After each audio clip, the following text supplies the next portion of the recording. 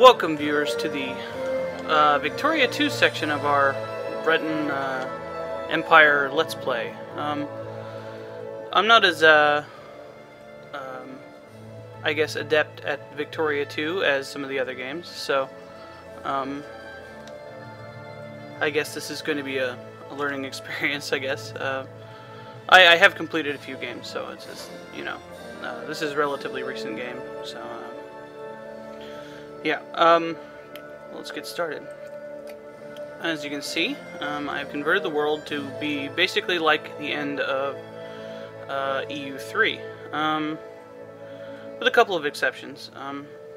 There's a few places that have had their names changed. Navarra is now Asturias, and I've released a couple of the weird blobby places that Austria had as independent countries.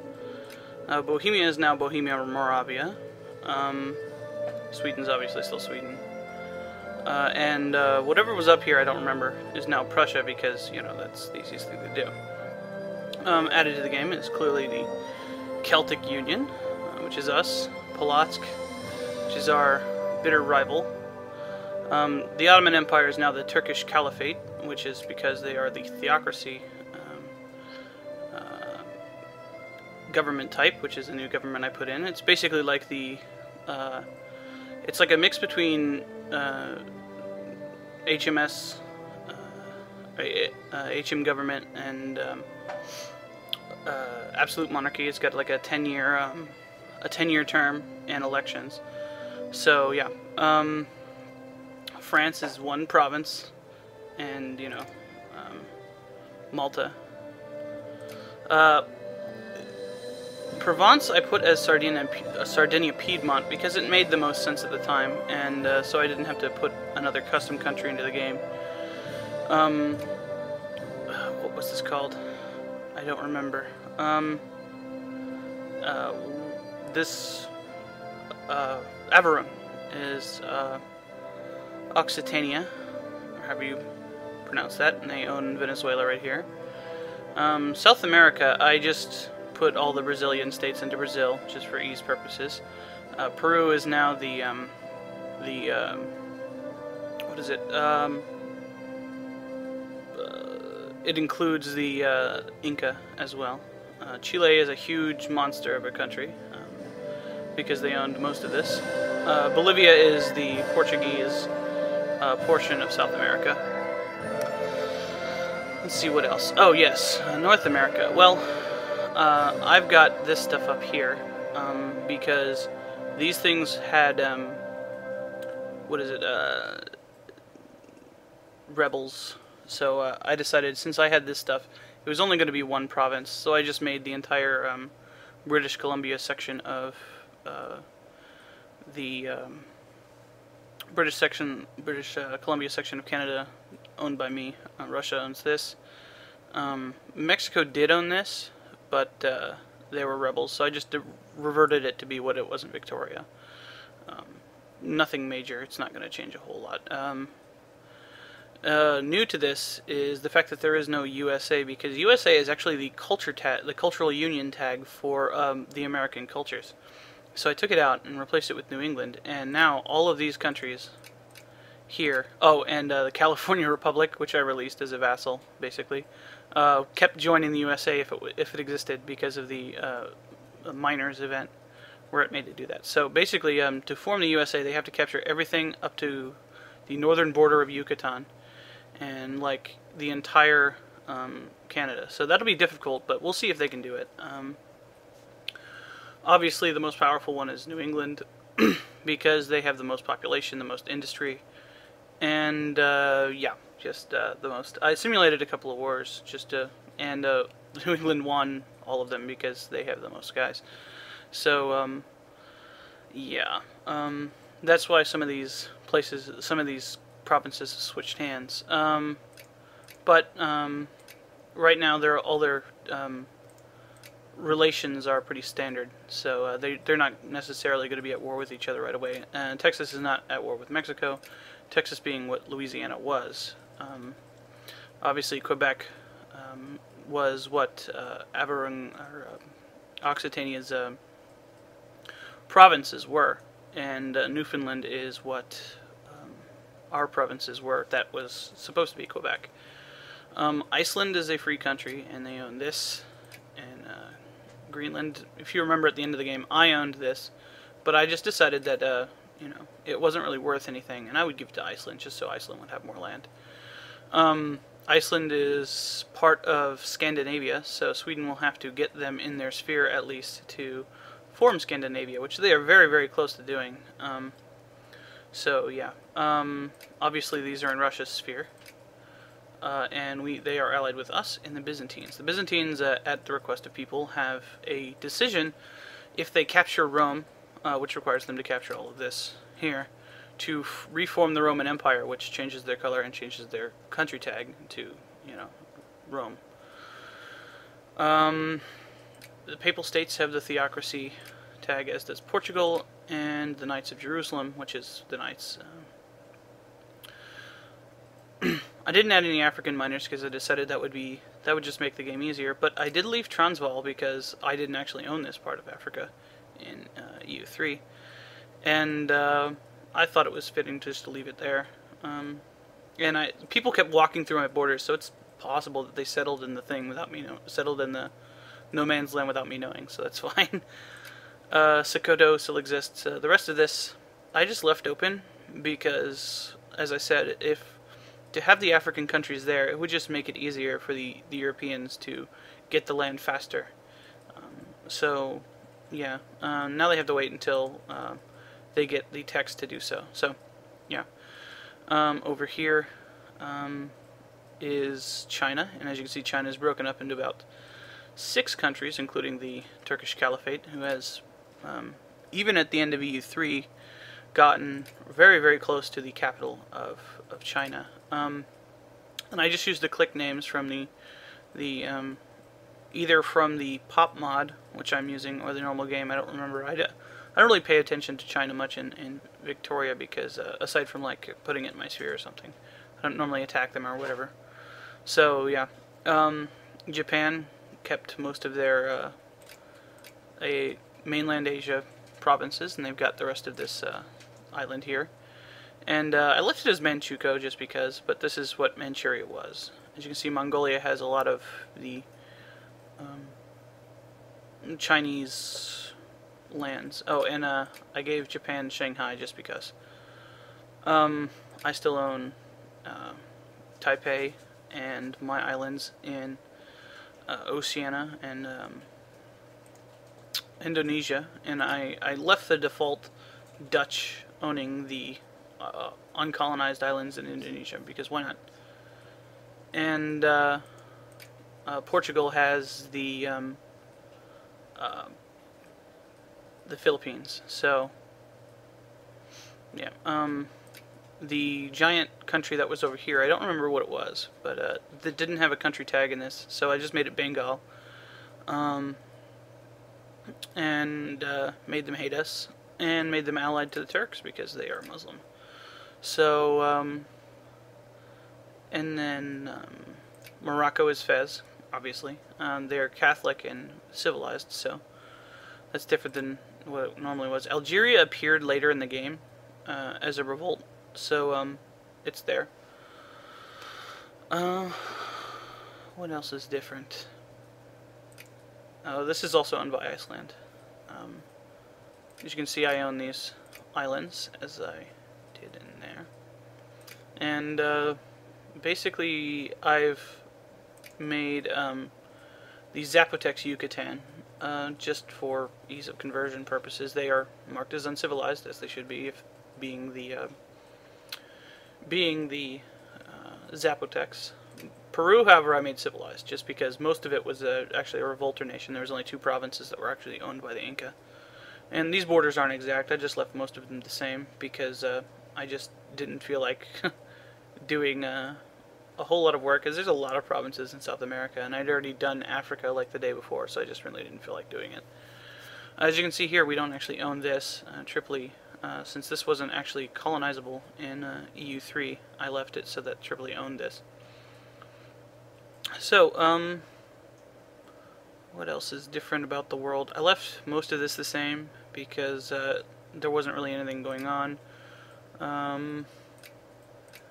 And Polotsk basically has the borders of these countries here, which is why they have this. Russia, I basically moved the provinces that the Golden Horde owned up here and over here to basically being these two provinces down here. Russia had only recently captured that stuff anyway, so that's fine. And if you remember, Turkey had actually had things on the border here, but that's not colonizable in this point in the game, so they don't get that. They probably will, since they start as a great power, the weakest great power. Let's just go over the great powers real quick. Obviously, I'm number 1, being the analog for England and having a huge industry score. These are the prestige score. You may say, why do you have 500? That's because that's the standard England prestige for the pop mod. So number 2 is Byzantium, which has the standard pop mod score for France.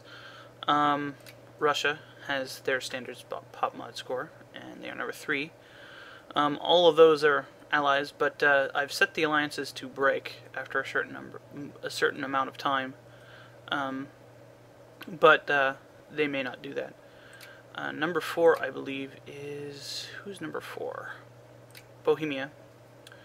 And they're allied with Sweden because they were, for some reason, at the end of the game. I don't remember why. And they have a very, very good chance of unifying Germany. Probably greater than the chance Prussia has in a normal game, because they have a lot of this land, a lot of what is normally Russia's and Austria's land. Plus, they don't own a whole lot of what is Prussia. Austria is significantly weakened because they were weaker. They're not even great power status. Number 5 is Sardinia Piedmont, which is Provence. But mostly because I just gave them the score, and they got the industry from France. So that's why they're there. Who's 6? Is that New England? Yes, New England is 6. Basically the United States, without some of the colonies that aren't actually that useful. Like they're not very powerful. So basically it's the same thing as it normally would be with the cities up here. So they probably have more population than they actually would in a normal game. With the exception of like this part of the land. This is actually quite valuable. Texas is, I think Canada is a secondary power. Number 7 is Sweden. Sweden's main downfall is their industry score. Sweden starts with 0 industry. And I think they do so in a normal game as well, as does Russia, so that's not necessarily strange. And then number 8 is, of course, the Turks here. At someone's request, I changed them from being the Ottomans to the Turks because the Ottoman leadership no longer exists, so they're just the Turks now. The minor powers, or the secondary powers, are the Papal States, not Bavaria, who is the other secondary power? Switzerland, Luxembourg, Prussia is not, Andalusia, who's number 9, Portugal's number 13, the Papal States are number 10, who else? Canada, number 15. Let's see.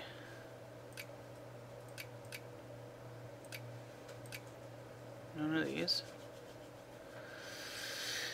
None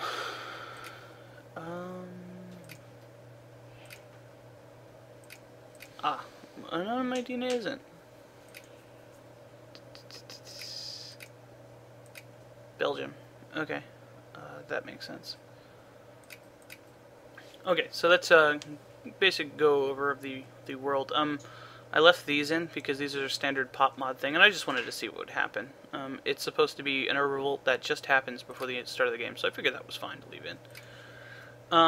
And Russia has cores on our port of Astrakhan. So, let's get started real quick.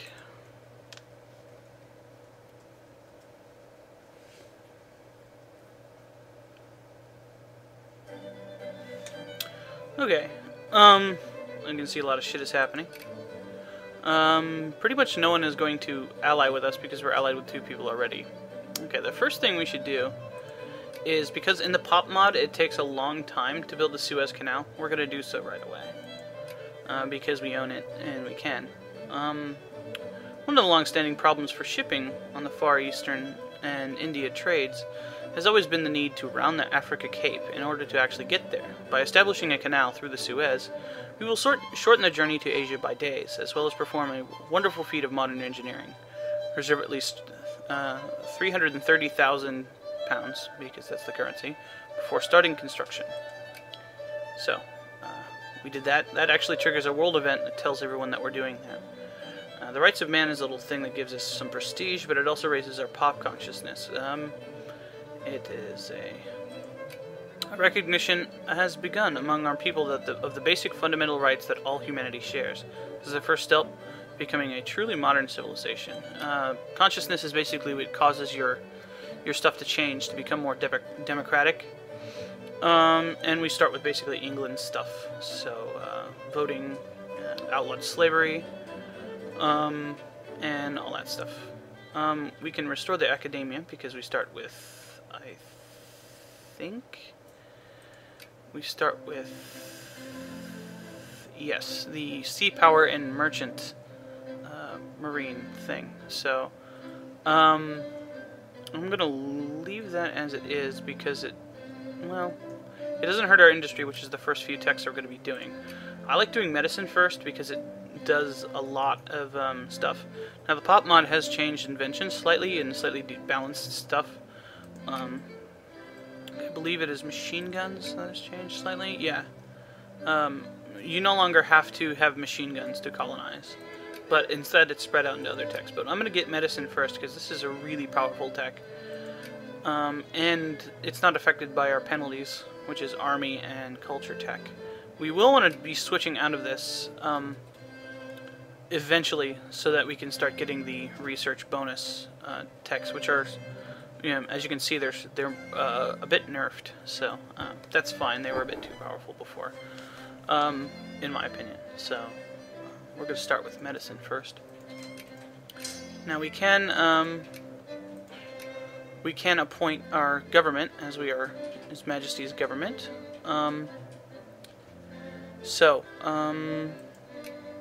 Let's see. To build factories, we have to have state capitalism, and neither of these allow it. So I'm going to appoint the radicals for a while. This sets our stuff to basically be the most reactionary of our current government allowable types. If we look at our releasable nations, we can release a lot of stuff. We can release Argentina because we have the Falkland Islands, and I left their core on there. Australia, and then a bunch of stuff. Brittany is part of the pop mod, more nations part of the game. So Brittany's in the game, as is Christian Lebanon and stuff. England as a single country, the Hejaz, and all this stuff. So,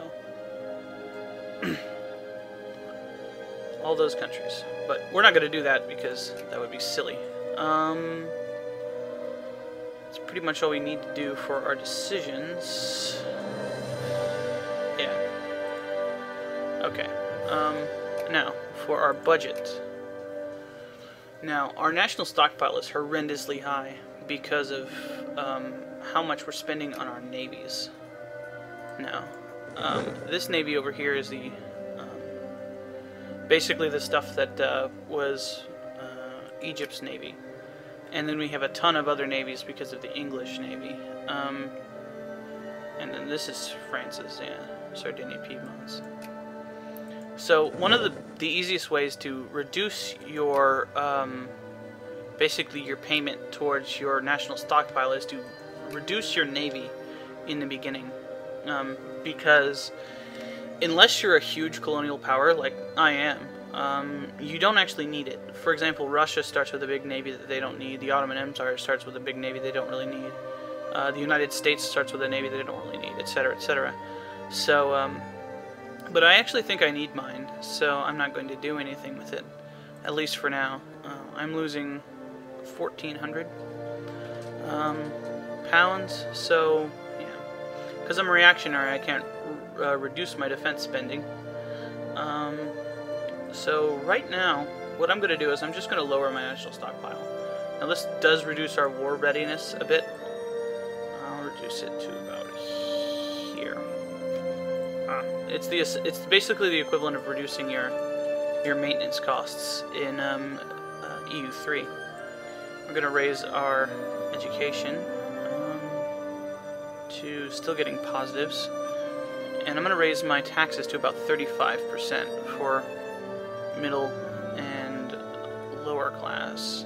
So that gives us a lot of money, and that means we can get our education all the way up. Raising our administration efficiency is probably a good idea, but and because we have a lot of states that aren't actually states, it'll give us more bureaucrats, so I'm going to do that. Social spending we actually have a number for. A lot of places don't have any subsidies or whatever at the beginning, so I'm just going to leave this number as it is. And military spending I will leave. This is the lowest I can make it, so that's fine. We also have 58,000 in a loan, which I will repay, so I'm not paying interest. And that should obviously these numbers will change as soon as I start the game, so I'll have to change things up a bit. Let's just make it so that we're losing a little bit of money, because I have a lot of money here. So 400,000 pounds. So that's it for the budget right now. If we open the production window, this shows us basically, and I didn't really go over what these mean, but if we open the production window, we can see that PopMod has actually added a lot of stuff. Like gunpowder is a new thing, and most of these factories are defaults from the PopMod. Financial services, for example, shares, and stuff like that. Most of these things are still in England, because I figured that stuff was started in England for industrialization purposes, because they have the iron and coal, and most of our Egyptian provinces do not have iron or coal. So that's not necessarily something we need to do, but because of the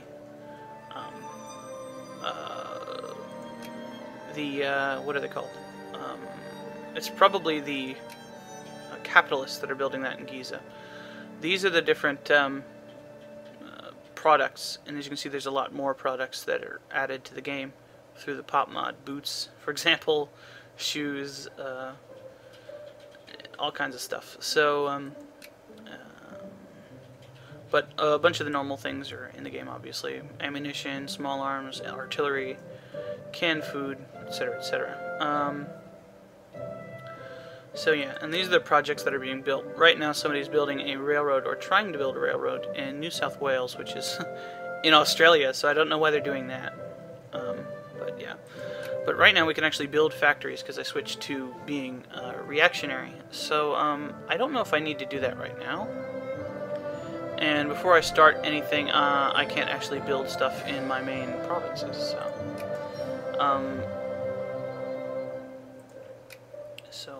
let's take a place that I know has a lot of workers. Basically, in places that had slaves in Egypt, I switched them to being workers or farmers, depending on what culture group they were in. As you can see, a lot of our places that were majority British, or Breton culture, are now majority British, with various other cultures. But in southern Arabia, for example, that I hadn't actually managed to convert to Breton, most of them are Bedouin, so yeah, that will have implications for us later in the game. And then some things that were majority, like I think Mecca, yeah, is only a slight majority now. But most of the people that are left are Bedouins, who are actually one of our accepted cultures, because we had an Arab accepted culture at the end of the game, I think. So, okay. And we could build factories and stuff here, but I'm not going to. Or not factory, railroads and stuff. I'm just going to let the capitalists do it. And right now what I'm going to do is I'm going to encourage capitalists in Giza, in Alexandria, which is in Giza, which is also where Cairo is, to basically make it so that people start building factories there. I'm also going to do that in Baghdad, which is part of the Rutbah thing. Obviously this isn't going to be permanent. Most of these places I can't actually colonize because they, the life ratings are too low, or I don't have a port. For example, stuff down here. I don't have any ports like over here because I was pretty neglecting on building like what are they called? Docks and stuff over here. And as you can see, that I had this land in EU3. But the life rating is too low to actually have it at the beginning of the game in Victoria, so I took it away. Oh, I forgot to take this little Portugal guy off. That's fine. So let's pick a place over here to build a port in, so that we can start colonizing. I think a nice central location is good. How about Zanzibar? Seems like a logical place. Let's expand a naval base here. And let's put a fort in Dar es Salaam. As you can see here, that these are actually mostly African miners or Swahili culture because I didn't think leaving it so that the native cultures converted to my culture automatically was... I guess I didn't think it was appropriate for this kind of game, so I changed it. So let's build a fort here. And I can't colonize here because of the life rating. But this should let me colonize the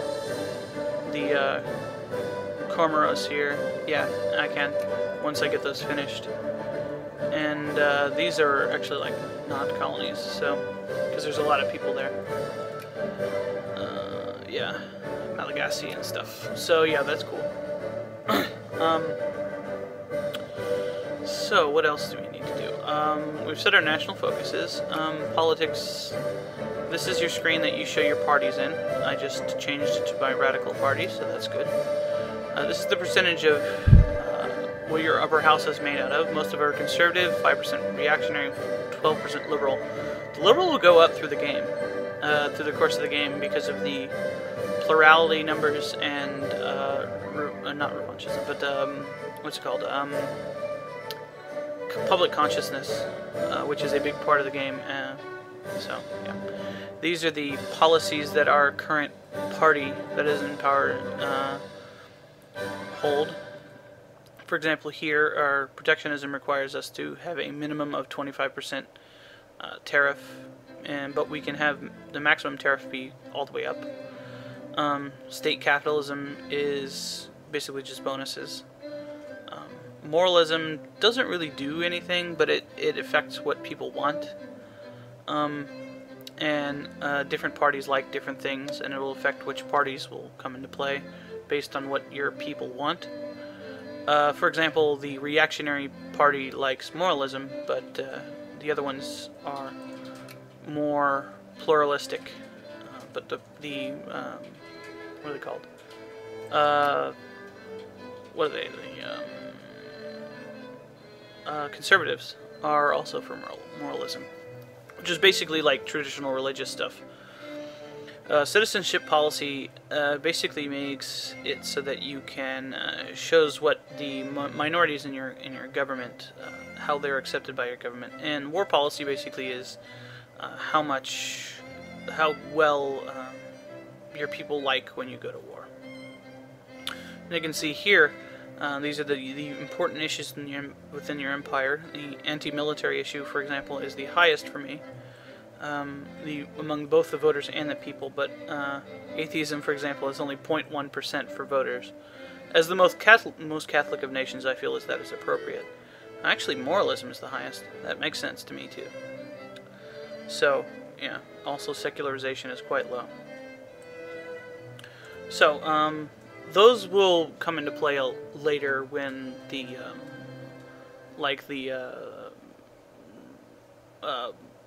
elections start happening and stuff, we start getting the election events. We kind of skew. It lets you choose various stances on issues, which kind of skew the voters and the people's views towards it, basically. Let's see what else. These are your social reforms.